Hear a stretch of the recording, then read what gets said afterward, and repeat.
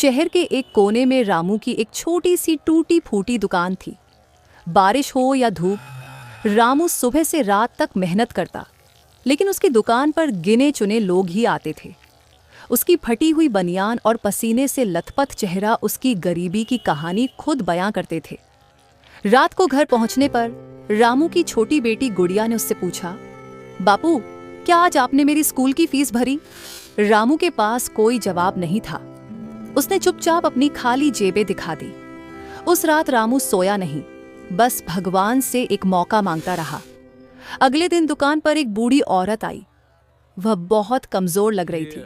उसने कहा, बेटा, 3 दिन से कुछ नहीं खाया, क्या एक समोसा खिलाओगे? रामू के पास बिकने के लिए सिर्फ 2 ही समोसे बचे थे। फिर भी उसने बिना सोचे एक समोसा उस बुढ़िया को दे दिया।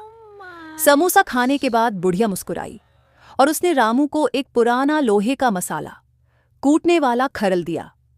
उसने कहा, कल से जब भी मसाला बनाना, इसमें कूटना। तुम्हारी मेहनत का फल अब तुम्हें मिलेगा। और वह अचानक भीड़ में कहीं गायब हो गई। अगले दिन रामू ने उसी खरल में मसाला कूटा। जैसे ही उसने समोसे तलना शुरू किए, एक ऐसी अद्भुत खुशबू फैली कि पूरे शहर के लोग खिंचे चले आए। जो भी उस खुशबू को सूंघता, वह अपनी सुध बुद्ध खोकर रामू की दुकान की तरफ भागता। देखते ही देखते रामू की दुकान पर हजारों की भीड़ जमा हो गई। लोग लाइन में लगकर समोसे और जलेबी का इंतजार करने लगे। रामू के हाथ थक रहे थे, लेकिन उसके चेहरे पर आज एक अलग ही चमक थी। शहर का सबसे अमीर हलवाई सेठ धनराम रामू की तरक्की देखकर जलने लगा। उसने सोचा कि जरूर रामू के पास कोई जादू है। उसने रात के अंधेरे में रामू की दुकान से वह जादुई मसाला कूटने वाला खरल चुरा लिया। अगले दिन सेठ ने अपने बड़े होटल में वही मसाला कूटा, लेकिन जादू की जगह वहां से बदबू आने लगी। जो भी उस मसाले का समोसा खाता, उसका चेहरा नीला पड़ जाता। सेठ की साख मिट्टी में मिल गई और उसे अपनी गलती का एहसास हुआ। सेठ रोता हुआ रामू के पास आया और उसका खरल वापस कर दिया।